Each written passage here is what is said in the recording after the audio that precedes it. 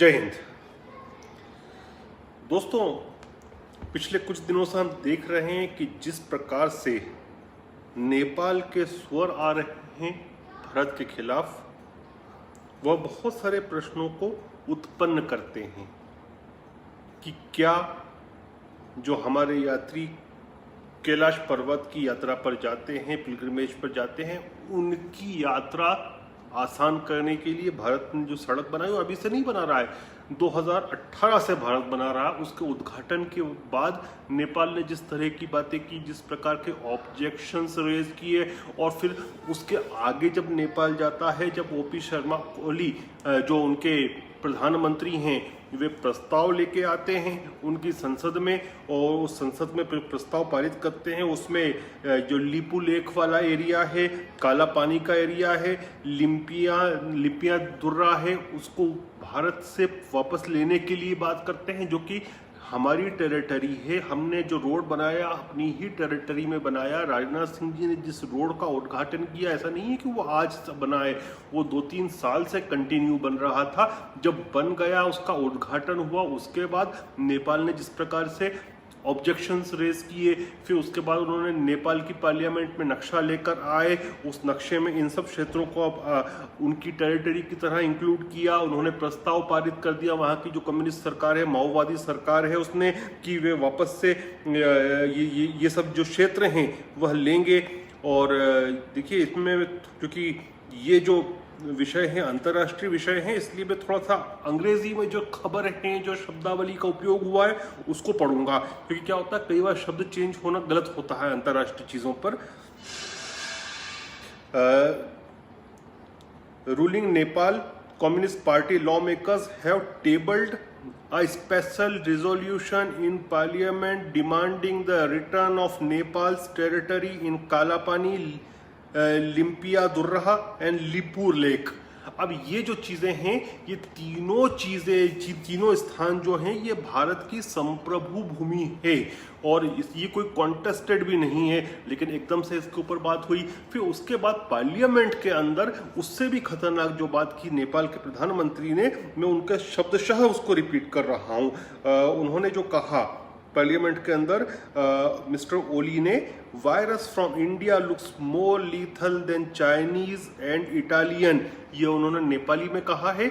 जो इसका प्रकाशन ट्रांसलेशन का अंग्रेजी में हुआ, उसको शब्दशः मैंने पढ़ा है ताकि बात में कोई गलती नहीं हो। अब इसके मैं अर्थ पे जाऊं तो वो कहते हैं कि जो भारत का से जो वायरस आया है, virus from India looks more lethal, ये और भी घातक लगता है चाइना से जो वायरस आया या इटली से वो वायरस आया उससे। और उसके आगे वे कहते हैं, those who are coming from India through illegal channels are spreading the virus in the country, and some local representatives and party leaders are responsible for bringing these people for bringing in people from India without proper testing। पहली बात तो यह है कि भारत से illegally Nepal जाने की किसी को कोई जरूरत नहीं है, उल्टा नेपाल के लोग तो हमारे यहाँ आते हैं काम करने के लिए। दूसरी बात ये कह रहे हैं इलीगल चैनल से, भाई भारत का व्यक्ति क्यों इलीगल चैनल से नेपाल जाएगा, ये एक स्वाभाविक बात है। और दूसरी चीज, जो वायरस फ्रॉम इंडिया, एक तरह से उन्होंने इंडियन वायरस वाली जो बात की, आप ये समझिए कि ये खुद नहीं हो रही है, और इसके ऊपर कहीं ना कहीं से दूसरी जगह से उनको निर्देश मिल रहे हैं। जो हमारे जो सेना अध्यक्ष महोदय का एक नवातने जी का, जो हमारे मनोज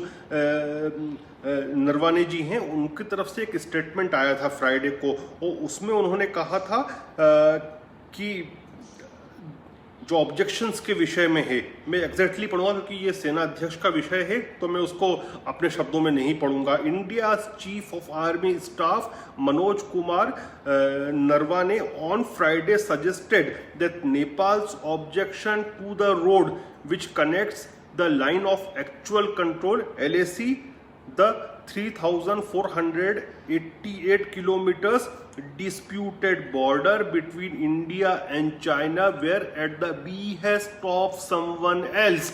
उन्होंने क्या कहा कि ये जो बातें हुई हैं चाइना नेपाल की तरफ से वह किसी और के behest पर, किसी और के कहने पर की गई है। अब सेना अध्यक्ष हैं तो सेना अध्यक्ष नाम नहीं ले सकते, लेकिन हम समझते हैं कि ये तीसरा कौन है जिसके कहने पे किया जा रहा है, ये है चाइना। और मैं इसीलिए कह रहा हूं कि चीनी वायरस का शिकार हुआ है नेपाल। और अब आप ये समझिए कि ये सब क्यों कर रहा है चाइना। कुछ दिनों से हम देख रहे हैं कि चाइना का भी जो रुख जा रहा है, हमारी टेरिटरी में बार बार घुसपैठ करता है, चाहे वह सिक्किम में कर रहा हो या फिर जो ये हमारा पेंगोंग लेक है, ये आता है यूनियन टेरिटरी ऑफ लद्दाख में।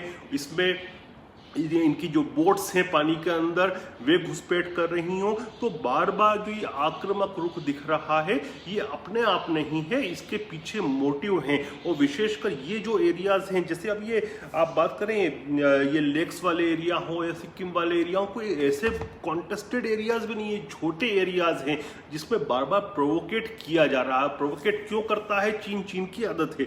चीन प्रोवोकेट करता है अपने किसी हित सिद्धि के लिए।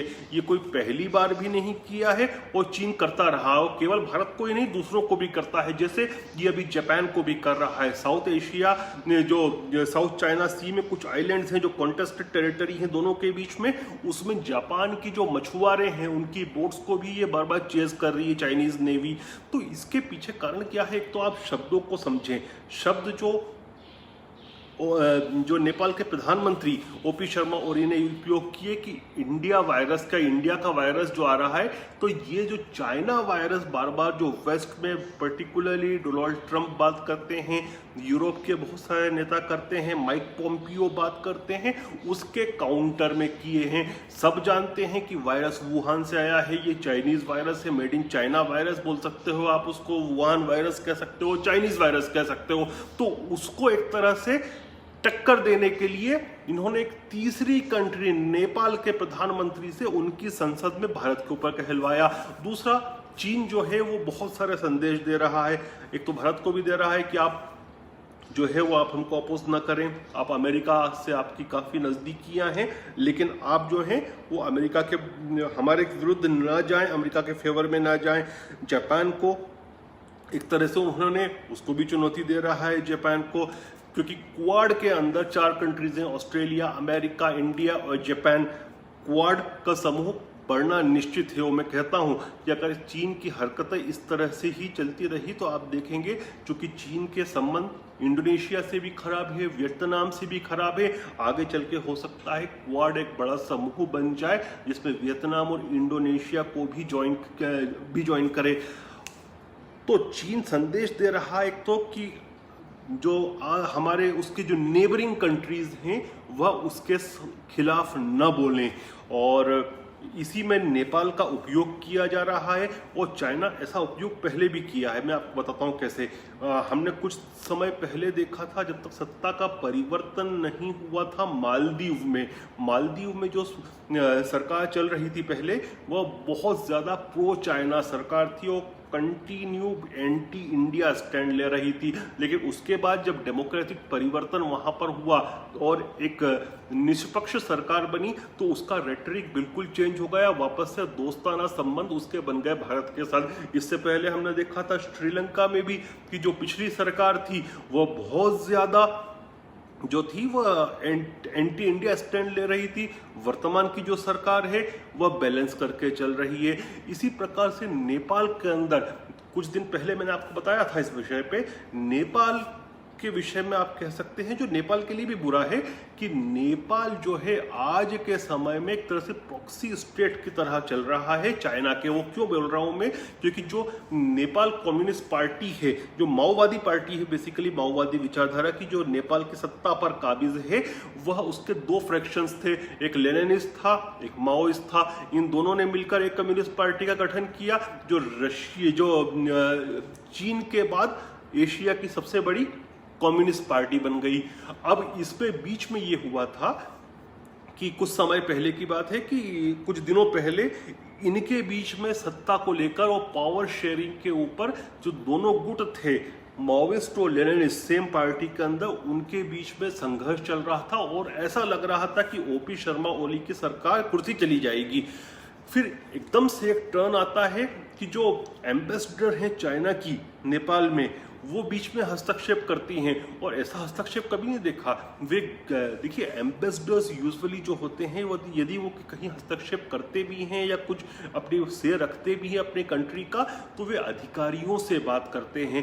वे मिनिस्टर्स से डायरेक्ट बात कर सकते हैं लेकिन करते नहीं, अधिकारियों के थ्रू ब्यूरोक्रेटिक चैनल से जाते हैं यूजुअली। लेकिन इसमें क्या होता है कि वो जो एम्बेसडर है चाइना की, वो कम्युनिस्ट पार्टी के दोनों फ्रैक्शंस को लेके 5-6 बार उनकी बैठकें करवाती हैं और अंततोगत्वा रिजॉल्व करती हैं और ओपी शर्मा ओली की कुर्सी बची रहती है। मतलब आप समझिए कि दूसरे कंट्री की सरकार और पार्टी और इंटरनल पॉलिटिक्स के अंदर किस हद तक चाइना हस्तक्षेप कर सकता है। अभी तक झूठी एक आक्षेप लगता था बार बार कि भारत हस्तक्षेप करता है नेपाल के मामलों में, लेकिन ये तो दुनिया ने खुल्ला देखा कि चीनी एनवॉय, चीनी एम्बेसडर जो नेपाल में हैं, वे पार्टी के अंदर जाती है, कम्युनिस्ट पार्टी के अंदर जो अपोजिंग फ्रैक्शंस हैं उनको साथ बिठाकर सॉल्यूशंस करती हैं। तो ये जो बात है, ये हमको ध्यान रखना चाहिए कि जो आज की पपेट सरकार बैठी है नेपाल में, वो वही कहेगी, वही करेगी जो चीन कह रहा है। और लॉन्ग टर्म में ये चीन का इस तरह से प्रॉक्सी स्टेट बन जाना, चीन का क्लाइंट स्टेट बनना नेपाल के लिए भी अच्छा नहीं है। मेरी सद्भावनाएं हैं नेपाल के लोगों के साथ, क्योंकि नेपाल से हमारे संबंध अलग तरह के हैं, रहे हैं और रहेंगे भी आगे। तो मेरी संवेदना है कि जो नेपाल के साथ हो रहा है, नेपाली लोगों के साथ हो रहा है, जो उनकी सरकार कर रही है, वह गलत कर रही है। और इसमें नेपाली लोगों की कोई गलती नहीं है, गरीब लोग हैं। वो तो अभी सत्ता के जो पावर्स हैं वे चाइना की गोद में बैठे हैं और संसद का उपयोग कर रहे हैं एंटी इंडिया रेटरिक की तरह। और चाइना अभी जो कर रहा है वो इसलिए भी कर रहा है, वो करवा रहा है क्योंकि चाइना परेशान है। चाइना इसलिए परेशान है क्योंकि एंटी चाइना सेंटीमेंट्स दुनिया भर में बहुत हावी हैं और चीन की जो एक छवि खराब हुई है कोरोना वायरस के बाद से, वह उसको सुधार करने में बहुत लंबा समय लगेगा। लोग चीन पर विश्वास नहीं कर रहे हैं और चाहे बहुत से कंट्रीज बोले या न बोले, लेकिन मन में चाइना से नफरत कर रहे हैं, चिढ़ रहे हैं। बहुत से कंट्रीज तो इसलिए नहीं कह पाते कि अफ्रीका के बहुत सारे कंट्रीज हैं क्योंकि चाइना से इतना उन्होंने लोन ले रखा है, चाइनीज इन्वेस्टमेंट इतना है। दुनिया में बहुत सारी छोटे छोटे कंट्रीज हैं, वो तो क्लाइंट स्टेट और कठपुतली सरकारें बैठी हुई हैं, जैसे पाकिस्तान की सरकार, नॉर्थ कोरिया की सरकार, नेपाल की सरकार, ये सब चाइना की कठपुतली सरकारें हैं। तो नेपाल आज जो कह रहा है, हमको ये नहीं सोचना चाहिए कि नेपाल के लोग कह रहे हैं। बिल्कुल नेपाल के लोगों का ये मत नहीं, ये जो मत है ये चाइना का मत है, जिसको वहां के संसद के प्लेटफॉर्म को लेकर दुरुपयोग करके नेपाल की जो कम्युनिस्ट पार्टी है वो एंटी इंडिया रेटोरिक चला रही है। और चाइना भी जो बीच बीच में हमारी टेरिटरी में आता है और हमारी जो लाइन ऑफ कंट्रोल है उसका उल्लंघन करता है, ये मैसेज देने के लिए करता है कि आप अमेरिका का फेवर करके चाइना के एंटी ना बोलें। अब कुछ दोस्त मेरे बार बार कहते हैं, मुझसे बोलते भी हैं कि हमको ऐसे में ताइवान का सपोर्ट करना चाहिए, लेकिन ये भी मत भूलें कि ताइवान भी कोई दूध का धुला नहीं है। ताइवान भी अरुणाचल प्रदेश पर अपना क्लेम बोलता है, वो कहता है कि हम असली चाइना हैं और अरुणाचल प्रदेश पर क्लेम करता है। तो ताइवान के साथ हम अपने व्यापारिक संबंध बढ़ाएं, बहुत अच्छा है, लेकिन चीन के खिलाफ जाकर ताइवान को सपोर्ट करना वो भी कोई बहुत अच्छी बात नहीं है, क्योंकि मैं कहता हूं कि ताइवान भी कोई दूध का धुला नहीं है, उसका भी जो अरुणाचल पर स्टैंड है वो हम जानते हैं। तो ताइवान का जो विषय है ना, उस पर आप कुछ लोग कहते हैं कि खुल के सपोर्ट करें, मुझे नहीं लगता कि वैसा करने की आवश्यकता है और ऐसा करने से चीन से हमारे संबंध और खराब होंगे, जिसकी कोई ज़रूरत भी नहीं है। और देखिए, चीन भी प्रोवोकेट करता है लेकिन एक स्टेज के बाद नहीं करता, वो भी नहीं चाहता है कि भारत से किसी प्रकार की जंग हो। आप ये भी याद रखिए, 1967 के बाद 50 साल से ऊपर हो गए, भारत और चीन के बीच में एक बार भी फायर नहीं हुआ है। एक्सचेंज जो हुए हैं वो झड़प के हुए हैं, जिसको हम स्कर्मिश कहते हैं, हाथों से झगड़े हुए हैं, कहासुनी हुई है बॉर्डर पर सोल्जर्स के बीच में, लेकिन अभी तक 1967 से लेकर आज तक एक भी राउंड फायर नहीं हुआ है। तो चाइना के और हमारे बीच में ये चलता रहेगा, लेकिन चीन भी जानता है कि भारत के साथ युद्ध नहीं करना चाहेगा, वो करेगा तो उसको भी बहुत बड़ी कीमत चुकाना पड़ेगी। तो इसलिए हम इसको ये मान के चलें कि ये जो कुछ भी हो रहा है, चाहे नेपाल की तरफ से हो रहा हो, चाहे फिर वो हमारी सीमा में घुसपैठ करते हैं फिर वापस चले जाते हैं चाइनीज, ये एक संदेश देते हैं, ये डिप्लोमेटिक है और डिप्लोमेसी से ही हल होगा। आप ये ना समझे कि चीन हम पे जंग करना चाहता है। कुछ लोग, मैं कुछ ये यूट्यूब पर देख रहा था कि हम जंग के बहुत करीब, गलत बात है। चाइना भारत के साथ जंग नहीं करेगा, ना भारत चाहता है ना चाइना चाहता है, क्योंकि दोनों न्यूक्लियर आर्म्ड स्टेट्स हैं, दोनों बड़ी फौजें हैं।